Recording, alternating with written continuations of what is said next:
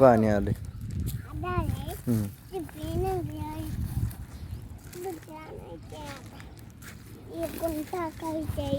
नाही कोण म्हणलं विकायची?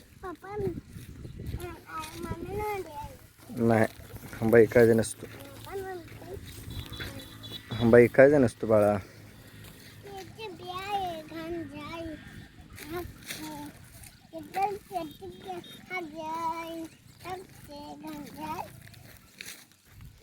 शेण म्हणायचं त्याला. हा शेण म्हणायचं. शेण घाण नसते.